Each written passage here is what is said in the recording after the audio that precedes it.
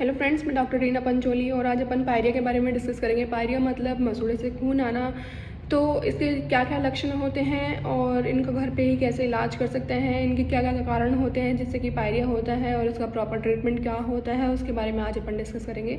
तो पायरिया का मतलब मसूड़ों से खून आना और इसके जो लक्षण होते हैं वो हैं कि अगर आप ब्रश कर रहे हैं उस टाइम आपको ब्रश में दिखता है कि खून आ रहा है, या फिर खाना खाते वक्त दिन में 1-2 बार आपको लगता है कि मसूड़ों से खून आ रहा है, या फिर आपके मसूड़े सूज गए हैं, डार्क रेड कलर के हो गए हैं, उनमें से मवाद आ रही है। एडवांस स्टेज में क्या होता है कि जो हड्डी अपने दांतों को सपोर्ट करती है, मसूड़ों को सपोर्ट करती है, वो गलना स्टार्ट हो जाती है, जिससे कि दांतों के बीच में स्पेस दिखने लग जाता है और मसूड़े भी धीरे धीरे करके नीचे खिसकने लग जाते हैं, जिसको गम रिसेशन बोलते हैं। इन सब के साथ साथ अगर आपको मसूड़ों में पेन हो रहा है टच करने पर, ब्रश करने पर, या फिर आपको मुंह से बदबू आ रही है, मसूड़े सूज गए हैं, तो ये सब लक्षण होते हैं पायरिया के। पायरिया के होने के कारण क्या क्या होते हैं?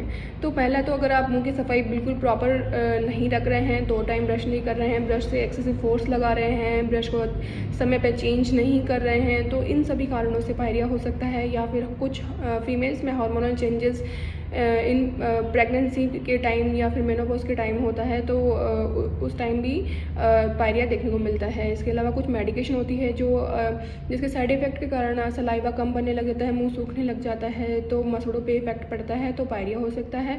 और कुछ दवाइयाँ जैसे एंटी हाइपरटेंसिव, एंटी डिप्रेसेंट वगैरह, ये सब भी पायरिया कॉज करती है।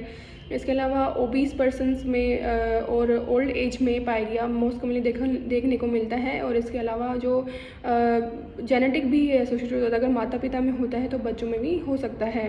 अगर आप स्मोक करते हैं या टोबैको खाते हैं या अल्कोहल लेते हैं, तो उस कंडीशन में भी आपको पायरिया देखने को मिलता है।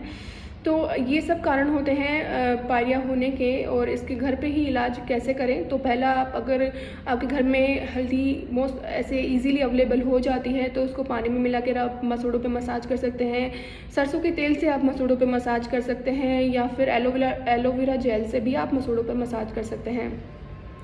आप नमक 1 गिलास नमक के पानी में, यानी आधा चम्मच 1 गिलास पानी में नमक घोल के उसको दिन में 2 बार कुल्ला करेंगे तो भी आपके मसूड़ों पे राहत मिलेगी। इसके अलावा कुछ जो हर्बल प्रोडक्ट होती है उसके टूथपेस्ट आप यूज़ करेंगे तो भी आपको हेल्प मिलेगी।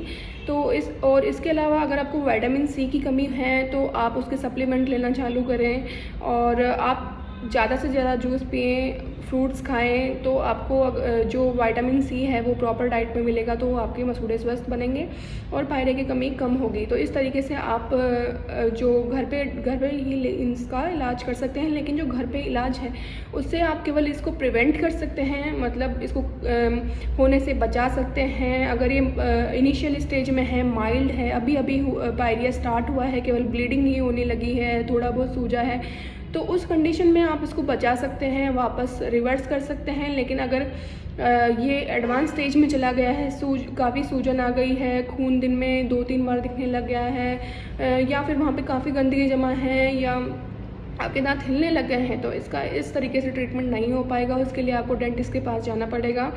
तो हम लोग हमारे पास इंस्ट्रूमेंट होता है जिसको पेरिडोंटल प्रॉब बोलते हैं, तो उससे हम जो हड्डी गल गई है उसके लेवल को चेक करते हैं। अगर ये 5 mm तक गल गई हैं तो हम स्केलिंग और रूट प्लानिंग करते हैं, जिसके अंदर जड़ों पे और दांत के ऊपर जो जमी हुई गंदगी है उसको हटाते हैं। वहाँ पे कुछ लोकल एप्लीकेशन, कुछ मेडिकेशन, एंटीबायोटिक आपको देते हैं लगाने के लिए, तो आप वो लगाते हैं। 15-20 दिन के अंदर आपको लगभग फ़र्क दिखने लग जाता है, आपके मसूड़े वापस नॉर्मल कंडीशन में आने लग जाते हैं। अगर ये 5 mm से ज़्यादा आपकी हड्डी गल गई है तो उस कंडीशन में हम सर्जिकल ट्रीटमेंट करते हैं, मसूड़ों को वहाँ से सर्जिकली हटाते हैं, और जो नीचे बैक्टीरिया जमा हो गए हैं और मसूड़ों को गलाने लग गए हैं, टिश्यू को ख़राब कर देते हैं, उसको एक ग्रैनुलेशन टिश्यू बोलते हैं, उसको हटाते हैं।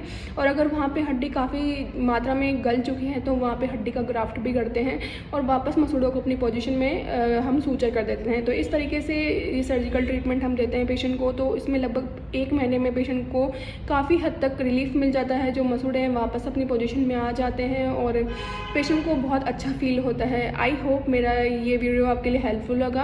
अगर हेल्पफुल है तो प्लीज़ मेरे चैनल को लाइक करें और सब्सक्राइब करें। Thank you.